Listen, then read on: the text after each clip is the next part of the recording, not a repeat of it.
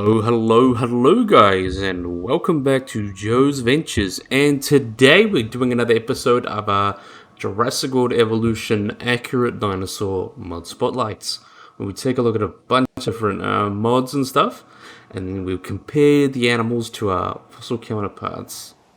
So today we've got about 10 different mods, so I expanded a little bit just to fit this really cool kind of pack that MrTroodon had been making.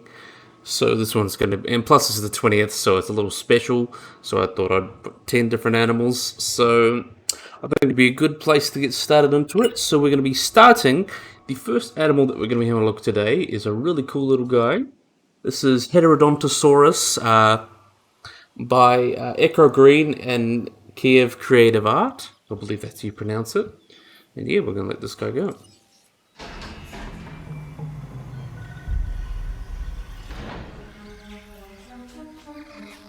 Really little guy. Let's see where he's gonna go.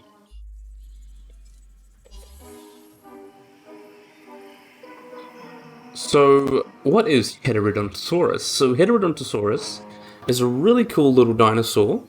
It belongs to the group the Heterodontosaurus saurs, and it's Heterodontosaurid, and is one of the largest members of that group.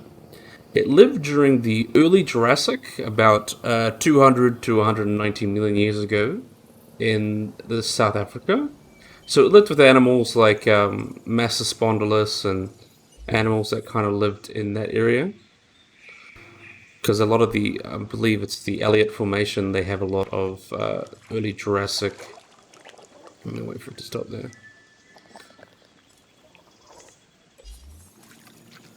I want to get him standing up straight. There we are. Look at this wonderful little man.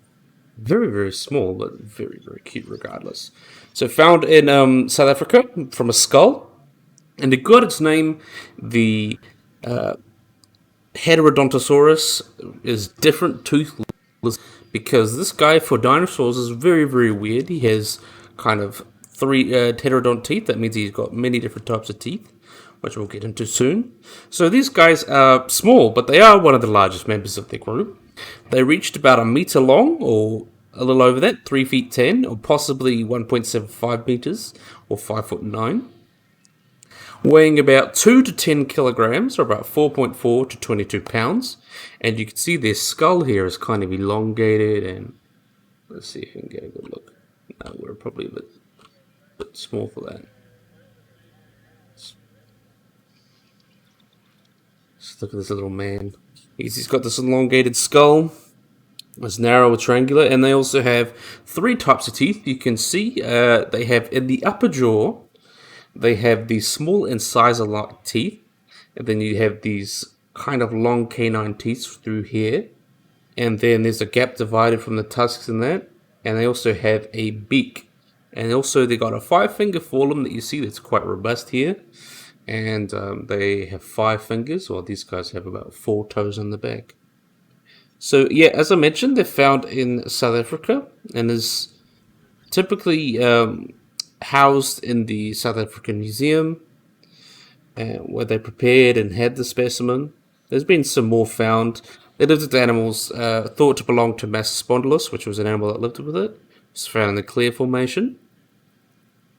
And what's really interesting, because most dinosaurs have like a single dentition. That's why Heterodontosaurus is so different. And we also see it has a keratinous beak, which is pretty cool. And it generally has like your kind of typical small dinosaur look with the long tail on the 2 legs. Really, really interesting. And this is like one of the latest members of the Heterodontosaurid. But there have been a lot of evidence suggesting that these guys are actually a sister group, or the early ancestors of Margicephalia, which is the group that includes Pachyrhinosaurids, Pachycephalosaurids, and Ceratopsians. So that kind of, because there's kind of a ghost lineage there, so that's kind of what fills in the gap, but it's not really 100%. There's been a lot of evidence supporting, because they are one of the most basal radiations of the ornithopods. So that's another idea. And They were persistent from the late Jurassic until the early Cretaceous and existed for at least 100 million years. And the group lived across Asia, Africa, Eurasia, and the Americas, but the majority had been found in southern Africa. So these guys believe, it's believed that their tusks and things were kind of things like mudjacks, where they could use them for all the curved tusks of warthogs, where you have them fighting with co-pacifics for females, or use them for digging. It's also believed these guys were ornithopods, or not ornithopods, they are ornithopods, but they are omnivores, so that means they would eat pretty much whatever they can get their mouths around. And though there have been some people that suggested that it's kind of like a peccary, where they have pretty much just a plant diet, but they use their tusks as kind of like a display thing. Neither here nor there, you need to do isotopes. And they also, you can see they're considered a bipedal runner and all that. And they actually consider these guys endothermic. That means they would breathe endothermic. That means they would keep the heat inside their body and produce their own body heat. And they also have the air sac system that is very similar in most birds, which is pretty cool. For breathing, that gives them an advantage. And it's also been suggested that the tusk of these guys is a secondary sexual characteristic, which means potentially only males would have them. But we really don't have enough specimens to kind of figure that out. But yeah, these guys are found from the Karoo supergroup, which includes the Upper Elliott Formation and the Clarence Formation that dates to the Lower Jurassic, where it lives with animals like Leslosaurus, Megapanosaurus, a lot of these other really cool animals, and a kind of warmest, and also lived with Ionosaurs and all sorts of the weird Jurassic and early Jurassic beasties. So that's really, really cool. Really wonderful little animal here. And I really love on this the feathers, because I'm a feather guy. I like feathers. I really like how they did it in this reconstruction. You can see the filaments going that way. I think it really just accentuates it. And yeah, I think that looks quite nice. So let's watch them drink. Or let them run. Really, really cool. Cool little Heterodontosaurus. So, as mentioned, that was done by Echo Green and King Creative Art. So the next one was done as part of MrTroodon's real big mod pack. We've got Hadrosaurus.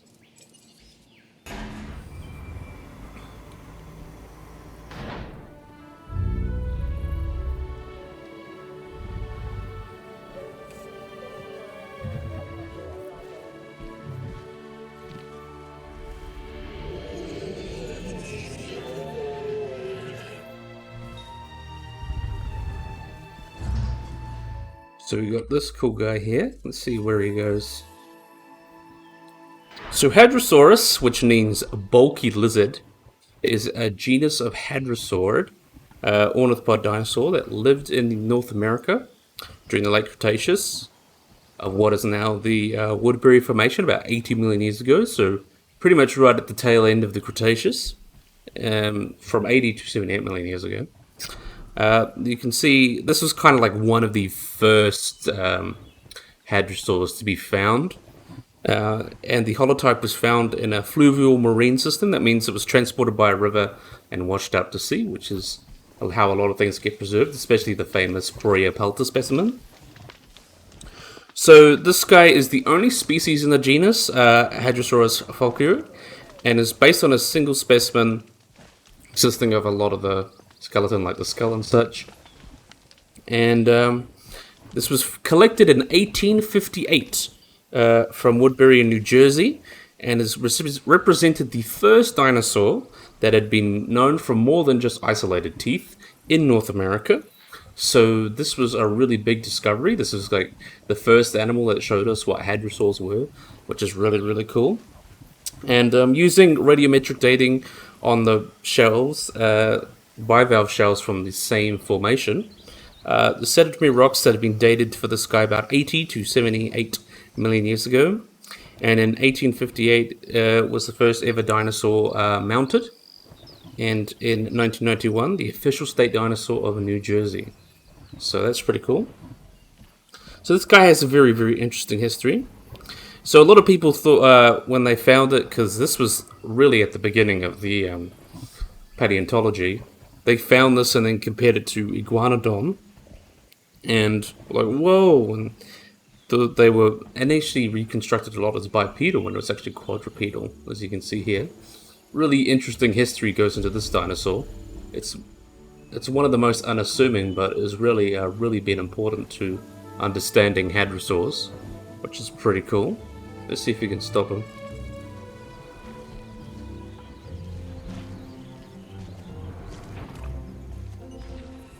We'll just stop him there, unless he's gonna stop. Let's see.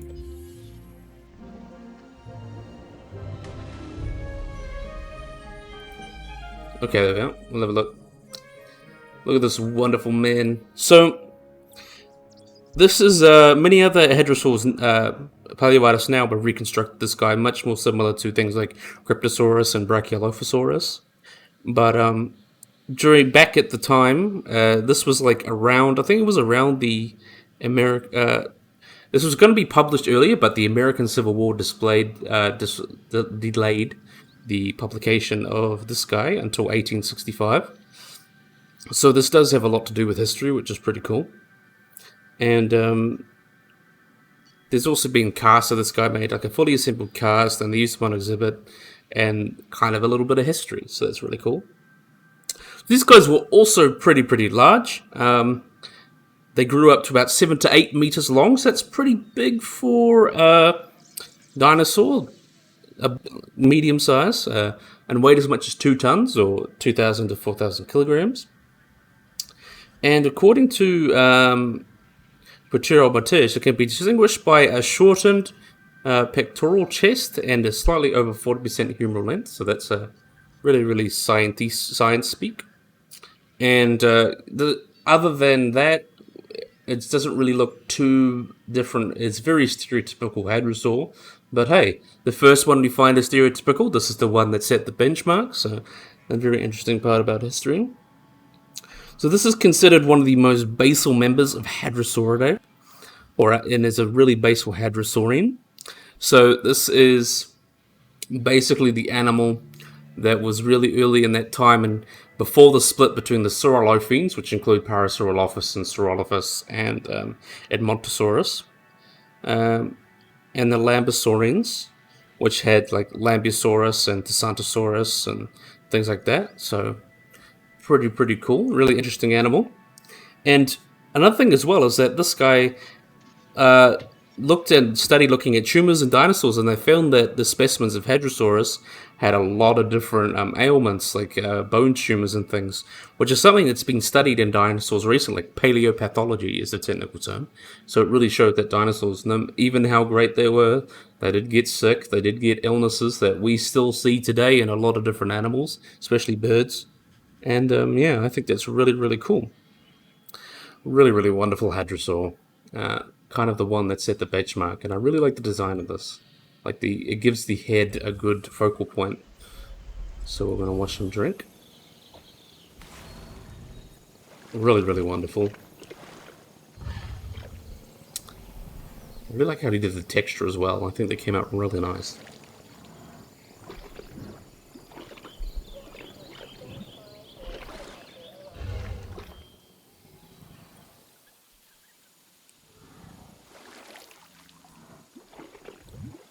Look at this wonderful man. I think his tail's getting a bit messed up because of the tree there, but whatever. You go do your thing, big man. Really wonderful. Okay, now we're going to move on to the next animal. Next animal we got was also by MrTroodon from the same pack. We have got Ionosaurus.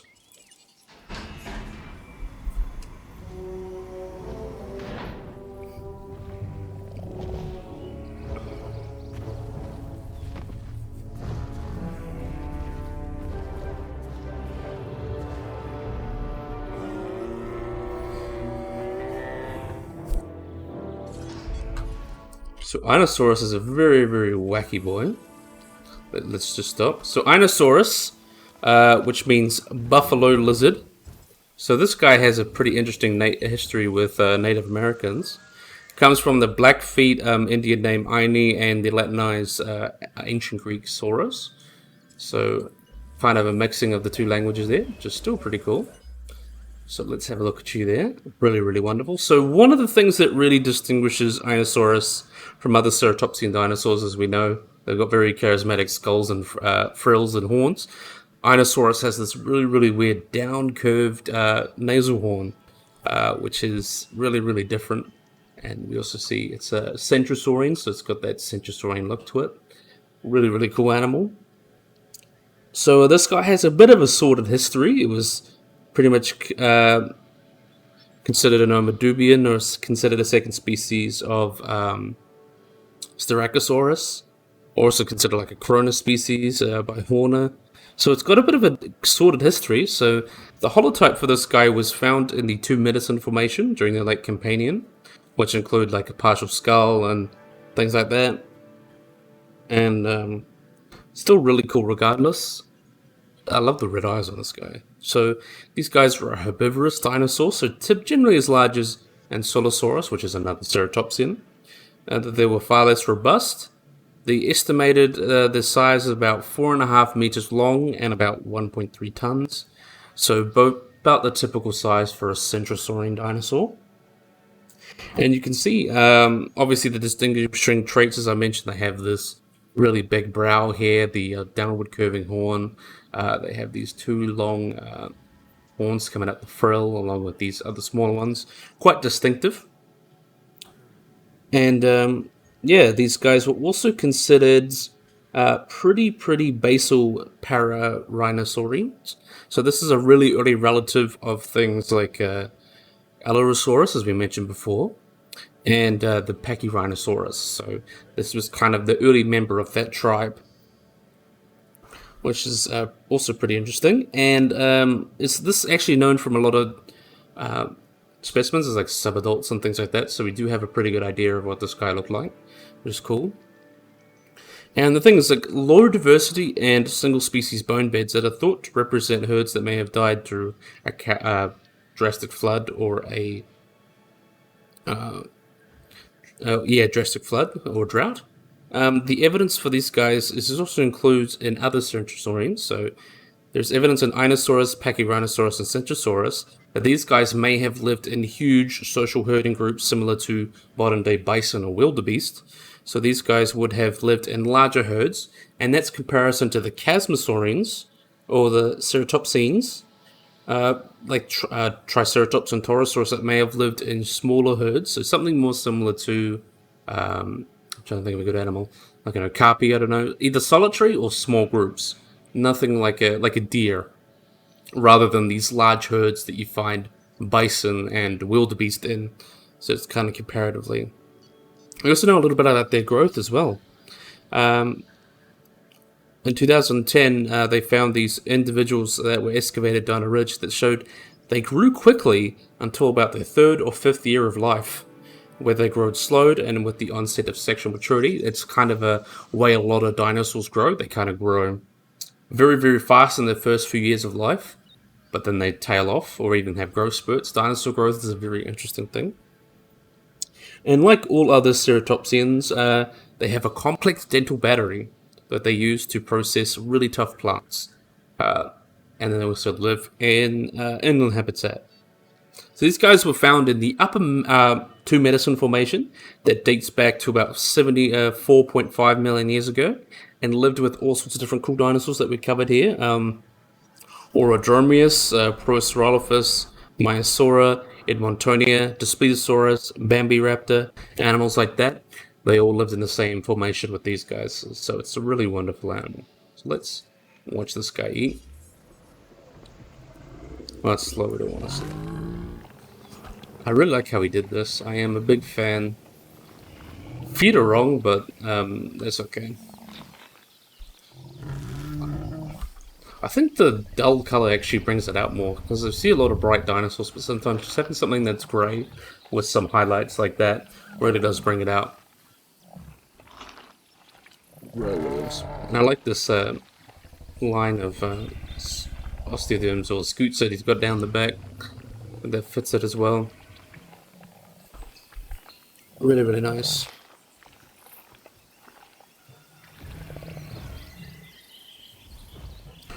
So we're going to be moving on to another really cool animal. Another Ceratopsian. This was done by Wheat. We have got the Centrosaurus.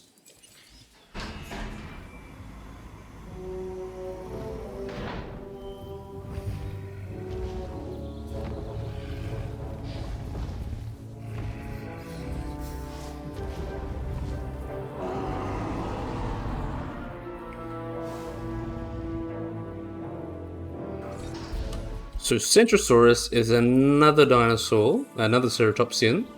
So this guy is from the late Cretaceous of Canada, found in the Dinosaur Park Formation. That dates about to 76 to 75 million years ago. So a little bit older than our Ionosaurus. Let's get a good look at you. Look at you, wonderful Centrosaurus. Really, really cool. So this guy was first discovered in the Red Deer Creek in Alberta, Canada. And it named means pointed or prickle lizard. And that's what happens with all these dinosaurs. You can see it gets its name from the small hornlets that you get around the frill, and also these unusual brow horns. So these guys are found in like mass bone beds as well. So there's thousands of Centrosaurus fossils that is found in Alberta, which is the largest dinosaur bone bed ever found. So that's another really cool little fact about this guy. So these guys are pretty massive. They Centrosaurus is about 5.5 meters in length, though not particularly large for most in dinosaurs in general, especially when you compare to sauropods. And they, typical of Centrosaurians, they kind of have one big nasal horn, and that also curves forward. And their frill was actually relatively short compared to the body, and could grow up to 0.5 meter long in the oldest and largest adults. And they're also distinguished from other Centrosaurians by these two large hornets that they hook up under the frill. These ones here, I mean. So these two quite big hornets. There's a pair of small upward directed horns above the eye, and also quite large fenestra in there. So there's quite hollow in there. It's just like a layer of skin, which is pretty cool. So these guys are a pretty interesting group. There is two really big divisions within the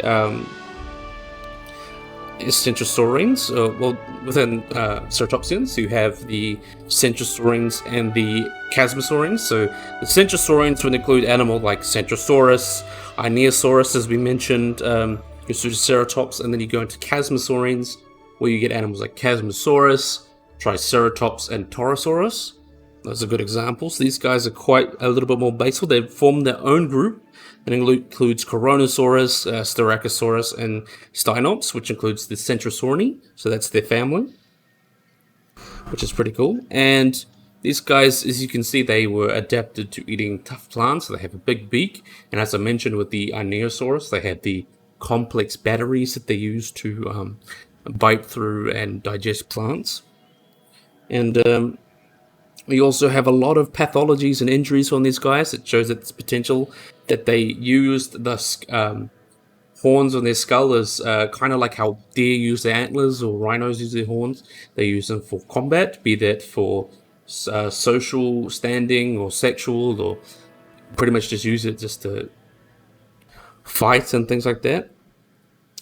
And so a lot of people talk about their species recognition. That's kind of a meme.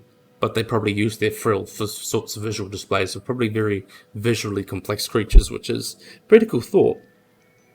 And then we also find these specimens with pathologies and things like that. That is, as I mentioned, similar. There's a bone cancer. One had a really aggressive stage of bone cancer. And however, this animal managed to survive a lot longer than expected with such a severe disease. So it's possible that the herd may have been protecting it to some extent. So that shows even dinosaurs have some love for each other. Really, really wonderful animals here. And these guys are observed to be found around southern Alberta, and even more abundant in the Judith River. And it's actually really weird, because these guys kind of live in very specialized areas, rather than you have most mammals most large mammals kind of live around the whole continent. They're kind of a lot more restricted in that way. But that could be just we don't have the rocks or the fossils, but I still think they're quite cool regardless. Really, really wonderful animal here. So this was made by Wheat. Just to clarify in case I didn't.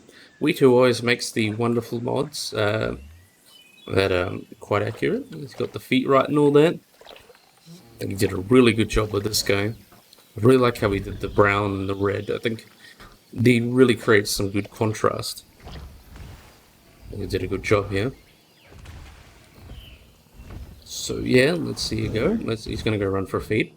So let's move on to the next animal. So we have got our last one here. We've got an Ankylosaur this time. This is Sarkia.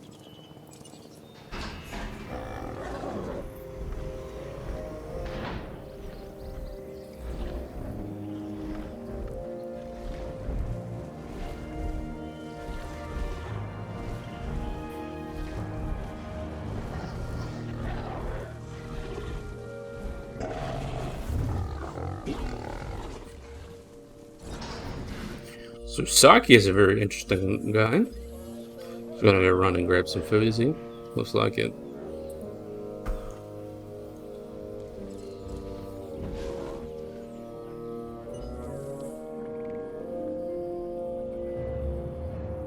Let's see if we can get him to T-pose for us. There we are. Wonderful Ankylosaur. I'm a big fan of my Ankylosaurs. So Sarkia is a name means beautiful one, and I definitely do agree it's a beautiful one. This is a Ankylosaur dinosaur from the late Cretaceous of China, Mongolia and China. So the first fossil to these guys was found in the early 1970s, and was described. The type species Sarkia chilenensis was described in 1977, which is from limited fossil material, but people will name genuses and species from less than paleontology, so not too worried.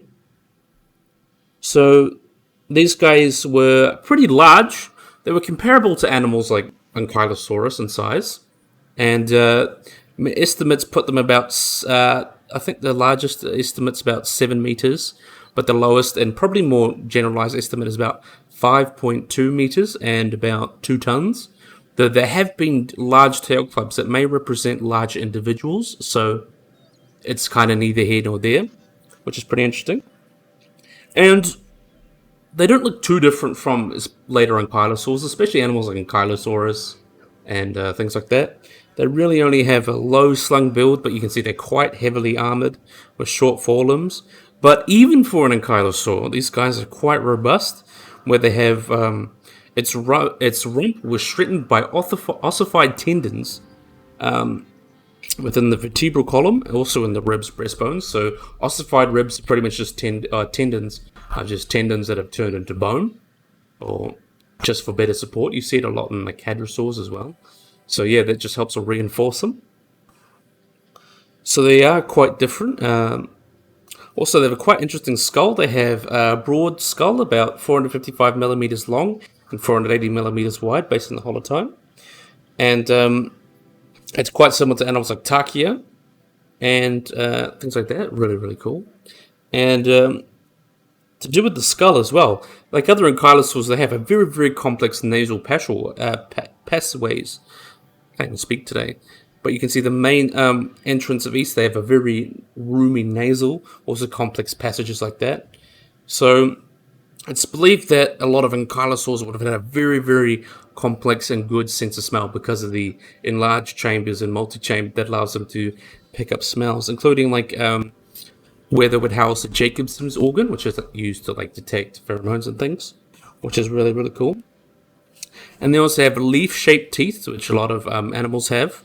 A lot of these animals have, to be able to digest plants and things. Though it is also found that these guys may have had quite a large hyoid bone, and the hyoid bone is very important because it supports a lot of the muscles of the tongue. So a large hyoid can tell you a lot about how its tongue was, and it's estimated that a lot of ankylosaurs may have had quite big tongues. So almost like I'm trying to think of a good animal. Anteaters are a good example of animals with big tongues. I don't suggest that these were anteaters, but I suggest they had pretty big tongues regardless. They may have used for foraging. Could use it like an okapi or a giraffe. That's probably a better example. And they could use it to manipulate food. And these guys have pretty interesting body armor. You can see here they've got pretty spiky. Remember, they lived with animals like Tarbosaurus. Let's get a look up here. So you can see they've got these lines of armor sticks out. So not too distinct. It looks different than other ankylosaurs, but not too different in terms of placement and things. Still really awesome regardless. And these guys clayed a lot with a bit more basal Ankylosauridae. So it's related to Centrosaurus, Tarkia, and Zaropelta. So it's kind of this really basal clade of Asian ankylosaurs before they get into North America and become things like Euoplocephalus and Ankylosaurus. So that's kind of when they come. So these guys lived in a desert habitat associated with oases and things. And other dinosaurs found is Bagaceratops, Tylocephali, and it is believed they may have lived with Tarbosaurus, which is a close relative of Tyrannosaurus. And there actually is a specimen that has a tyrannosaur tooth that has been punctured in the skull and can be found in the right eye socket, which is pretty interesting. And it also shares its habitat with Zaropelta and Tarkia, and there may have been a lot of niche partitioning going on between these guys. So that shows that even though there's large dinosaurs in the ecosystem, they can still find niches to occupy. And still really cool regardless. So let's have a look at this guy eat. Oh, really cool little fellow.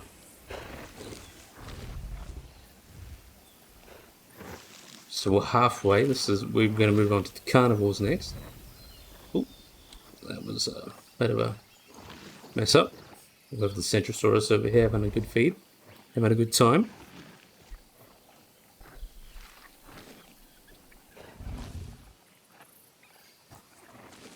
Watch them eat, have a good time.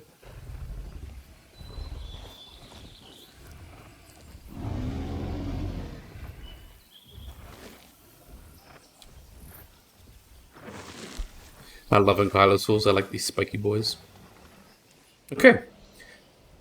So now we are going to be moving to some interesting carnivores.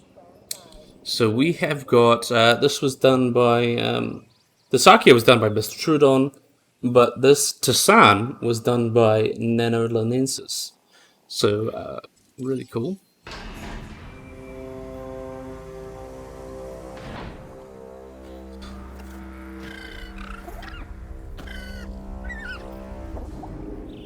Really nice model. I like it. It's cool to see feathers and Jurassic World evolution.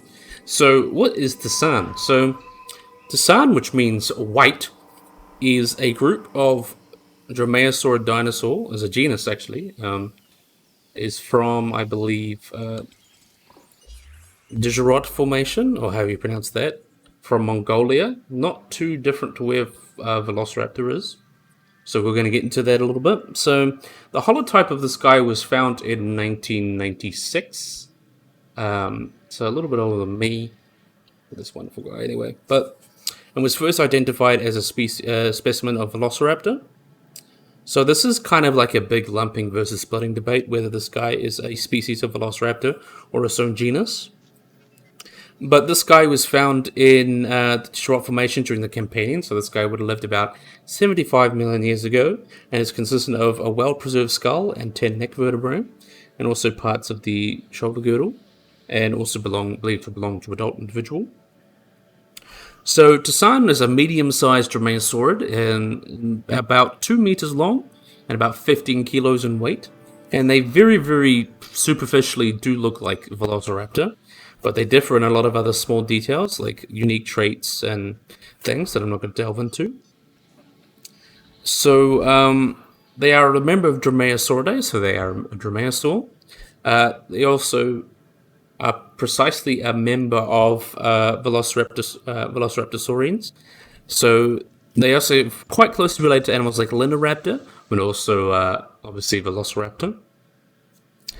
And a lot of people argue that they, in fact, like Linoraptor's a junior synonym to Zan, also suggests that these guys are also a junior synonym of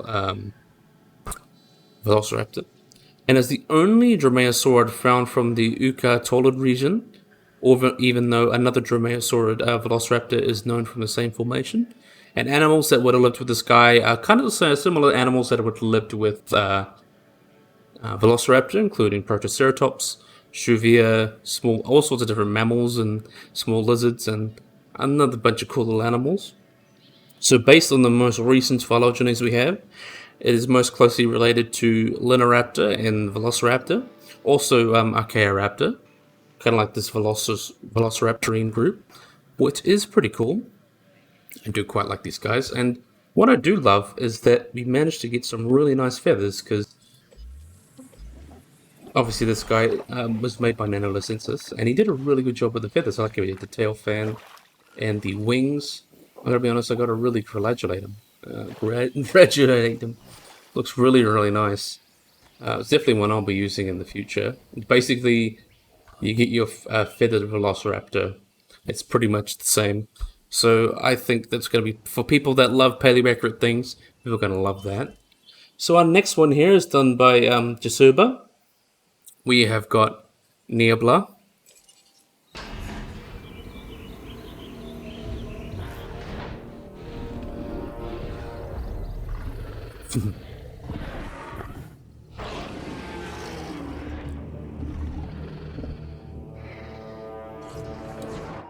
So Neobla is a pretty interesting guy. Not too much is known about it because he was only described late last year, I believe. I'm going to run over to him. So this is an Albellosaurid, so related to animals like Carnotaurus and Megungosaurus. They come from the late Cretaceous, about the Campanian Maastrichtian, of Argentina, as known from a partially articulated skeleton. So let's have a look at it while we look at it. Look at this wonderful guy. So yeah, look at his eyes. Definitely a charismatic animal. So this guy's from the Allen Formation and represents the holotype represents a Hedon individual. So this is found in Rio Negro province in Argentina, and includes a complete brain case, some jaws and teeth, scapular corduroid, and dorsal vertebra, and all things like that, and dorsal ribs. So the name comes from the Spanish word for mist that refers to the foggy days which happened obviously when they were excavating the fossil. And also antiqua is the Latin word for old, so it's Nebilla antiqua. And what's interesting about this guy is, even though he's not probably the most well-known or interesting like that, he's actually one of the most derived, or one of the latest Abelisaurs. And due to its relatively small size, it's kind of estimated to be about 4 to 4.5 meters long, or 13 to 13 feet long. And it shows that it is quite similar to Carnotaurus in some ways, because they are both South American Abelisaurids. But what's interesting about this guy as well is what formations he's found in. So this guy is found with animals like Ailurotitan, also a lot of theropods such as Ostroraptor, sauropods like Banana Titan, Roscosaurus, and a bunch of different ornithopods that is found in this formation. So it's a quite healthy formation. So it tells us a lot about what was going on about the late Cretaceous of the really late Cretaceous of South America. That's kind of been a little bit missed out just because there's not many fossils from there. But obviously this guy and the animals from the formation that it lives with, and the Allen Formation, have been really helping to clean that up. So yeah, really, really wonderful animal regardless, even if it's not the most well known. So now we're going to be moving on to a couple of new ones. So this one is also done by MrTroodon. So the last three done by MrTroodon, of course. We have got Megalosaurus.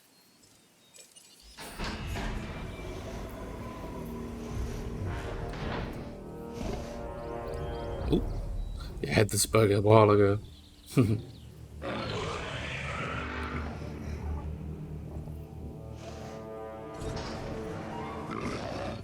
Okay, let's have a look. So Megalosaurus is a very, very interesting dinosaur in the history, similar to Hadrosaurus. So Megalosaurus, which means great lizard, was a large genus of extinct theropod dinosaur from the Middle Jurassic, about 166 million years ago, of southern England, though there have been other remains found in other places. Let's see if we can wait for it to stop.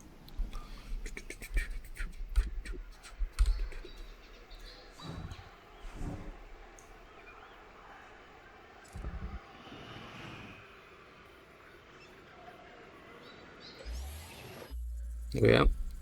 Sucks that you're kind of under the covers, but we gotta go look at you in the sun anyway. But really, really wonderful animals. So, this was the first dinosaur, or non-avian dinosaur, to be considered valid. And it was described in 1824 after one of the three genera Richard Owen based Dinosauria on. So that's how we know dinosaurs is today. And is one of the animals that has changed a lot since its discovery, because if you look at the kind of early reconstructions of the 18th century reconstructions of Megalosaurus, it was on all fours, looked like a giant Komodo dragon, but we can see how much dinosaurs have changed with more information, and look what it became. So interesting. These guys, the first naturalists that thought it was like a 20-meter long giant lizard, but now it's considered to be no more than 9 meters long, and also a biped, must be more similar to birds. So they believe to be about 6 meters long and about 700 kilograms, and it has these quite stocky walking legs and these stocky high forelimbs. This long torso and short, very robust arms. Rather large head that you can see. It's a Megalosaurus, so they're quite famous for having quite robust heads and teeth. It's really, really interesting. So a lot of history went into this guy. And as I mentioned, yeah, about 6. They are the group that includes like Tarbosaurus and eventually Spinosaurus, so, because Spinosaurus evolved from Megalosaurus. So that's kind of the group there.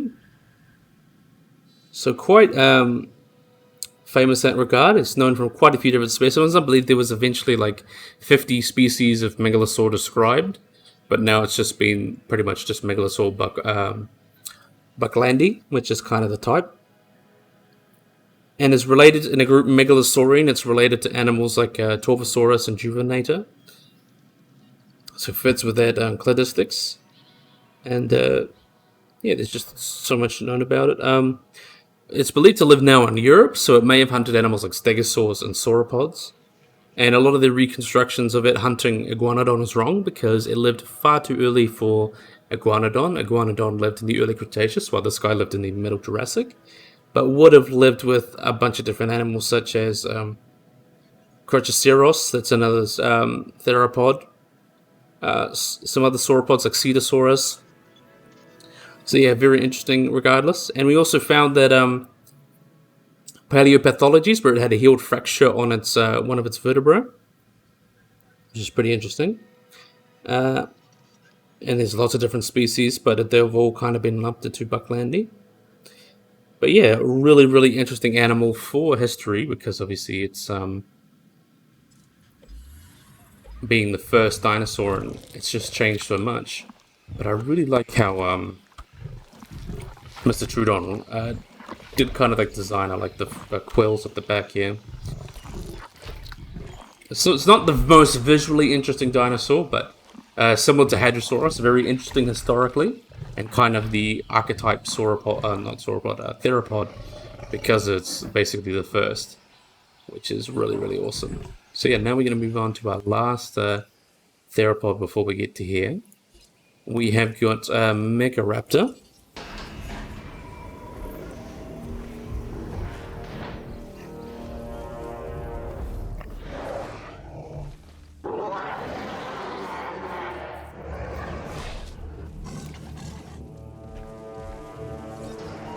So this really interesting guy. So Megaraptor, which means the giant thief. Interesting name, wouldn't you agree? Come on, let's get you. Are you gonna have a drink? He's going for... Shit, they don't have a fight. He's going to go for food.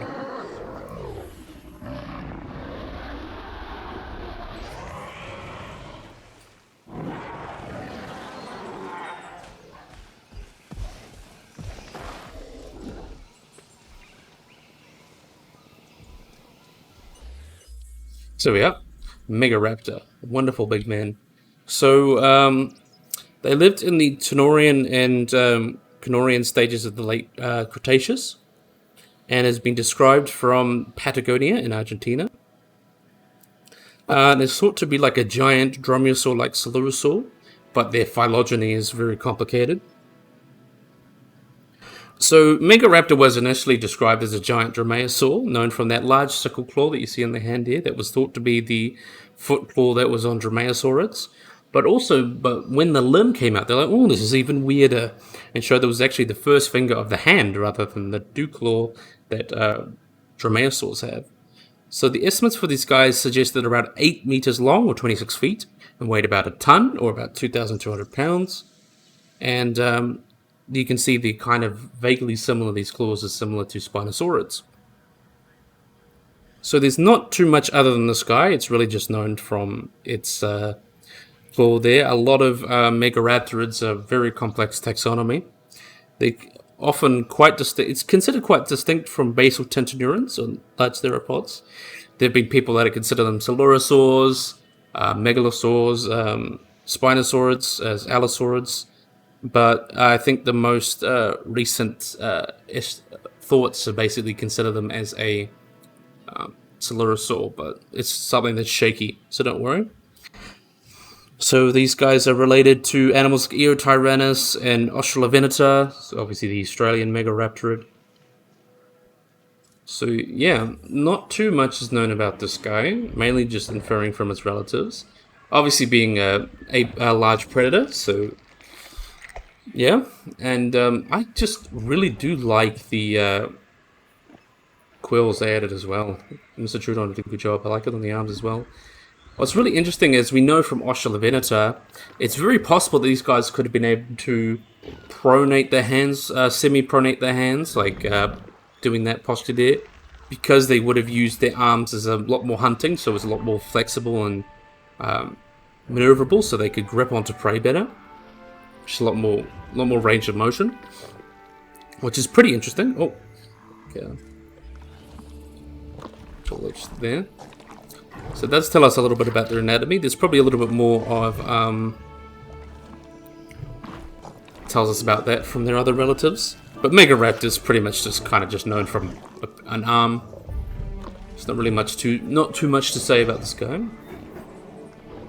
So now we're going to be moving on to this guy, also done by MrTroodon. I like the quills. I like on the tail as well. Let's have a look at him in the light first. Look at him. He's going to have a drink, so we won't bother him. So I think we now move on to our last animal, also done by MrTroodon. We've got everyone's favorite big theropod, Tyrannosaurus adjacent. We have got Tarbosaurus.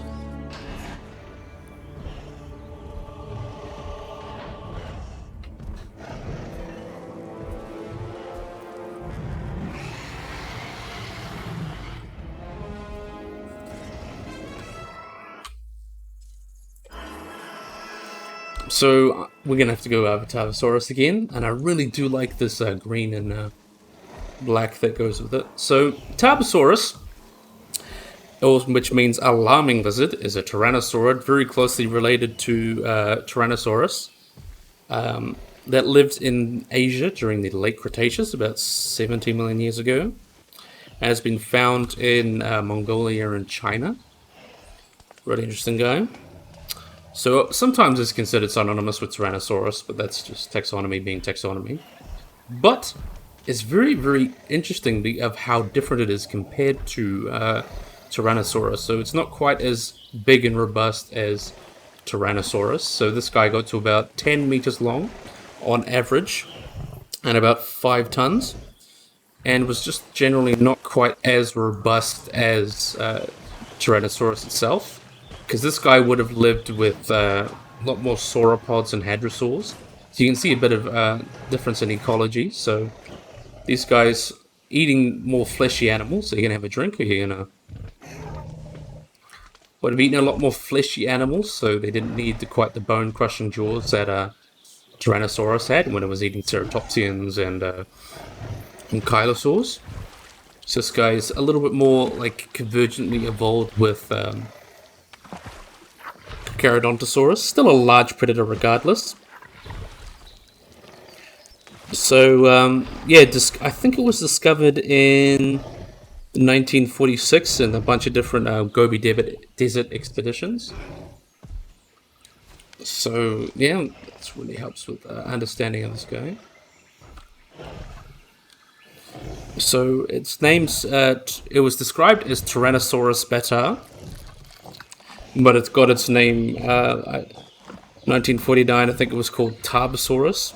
It even was synonymized with Gorgosaurus once, so that's pretty interesting. We also know a lot about this guy as well. We have some skin impressions, so like some scales around the neck and some other areas that estimated they may have like a gular pouch. That was an estimate, but they don't really stack up to the scrutiny. Very possible speculation though. Weird for a predator. But look at this wonderful guy. He's going to go in here. Look at it come out. Look at him. So we do have some skin impressions from this guy as well. Slightly smaller than Tyrannosaurus, as I mentioned, 10 to 12 meters. And this guy is in the family Tyrannosauridae, so it's related to animals like Tyrannosaurus, Tarbosaurus, and Tyrannus. So those are some of its relatives. Look at you, wonderful. And being quite abundant and known from good fossil materials, we can tell a lot about these guys. I just really do like the comparison between Tarbosaurus and Tyrannosaurus. So Tarbosaurus obviously being the leaner and slightly smaller to deal with the larger sauropods and hadrosaurs, while Tyrannosaurus dealt with ankylosaurs and ceratopsians, which are obviously much more tougher. And these guys didn't have quite a strong bite force as Tyrannosaurus, but lived with all sorts of different weird animals, lived with like Therizinosaurus and Dinosaurus and Nemegalosaurus. So really cool regardless. So the estimate does show the bite force of these guys were 8,000 to 10,000 pounds per 10,000 pounds. So they could possibly still crunch bone like their Tyrannosaurus relatives, just probably not to the same extent. And you're going to have a good sleep. So we also know a lot as well from this areas of the skull. They had quite a keen sense of smell and a well-developed Jacobson's organ to detect pheromones. Also quite good hearing. You can tell that from like brain cases and looking at the how big different parts of the brain are. Also other anatomy clues similar to Tyrannosaurus. And we also have a lot of adult to sub-adult individuals with some juveniles that showed, similarly to Tyrannosaurus, they may have had kind of different niches throughout their life. So Tarbosaurus would have probably tried its best to get as big as possible. Did live with Ionosaurus, I believe. So these guys would have got as big as possible, kind of, and taken a different niche as a juvenile than an adult.